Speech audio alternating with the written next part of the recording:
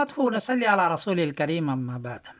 مولانا ذوالقرنین صاحب ہے بیگوسرائے کے، انہوں نے پوچھا ہے کہ یہ بتائیے کہ بیت اللہ کے ٹھیک اوپر کس تاریخ کو اور کس ٹائم کو سورج آ رہا ہے، یہ انہوں نے پوچھا ہے۔ جواباً عرض ہے کہ بیت اللہ کا طول بلد ہے 39 درجہ اور 49 منٹ طول بلد ایسٹ، اور عرض بلد ہے 21 درجہ اور 25 منٹ نارتھ، یہ یاد رکھیے گا۔ 28 مئی بروز سنیچر کو بیت اللہ کے اوپر سورج آئے گا دوپہر کو، سعودی ٹائم کے اعتبار سے 12:18 پر ہے، اور گرینوچ ٹائم کے اعتبار سے 9:18 پر ہے۔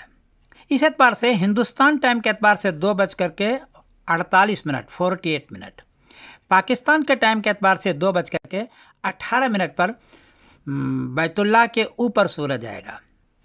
اس وقت کوئی آدمی سورج کی طرف کھڑا ہو جائے تو اس کا قبلہ درست ہو جائے گا، یہ سورج کے قبلہ درست کرنے کا بہترین طریقہ ہے۔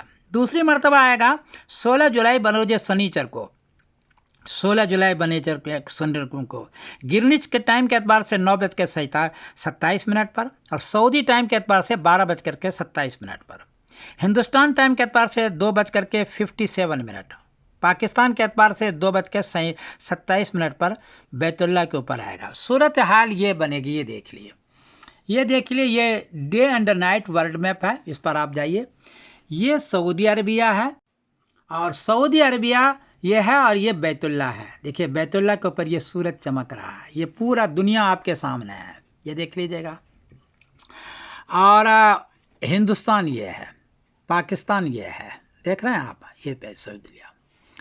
اور اس وقت جو ٹائم ہوگا، یہ دیکھیے ورلڈ میں پوزیشن ہوگا 28 مئی کو 9:18، دیکھیے 9:18 گرینوچ ٹائم کے اعتبار سے، اور لیٹیچیوڈ ہوگا 21 درجہ 29 منٹ نارتھ سورج، اور عرض بلد لانگیچیوڈ، یہ ہوا لیٹیچیوڈ، یہ لانگیچیوڈ طول بلد ہوگا 39 درجہ اور 50 منٹ ایسٹ۔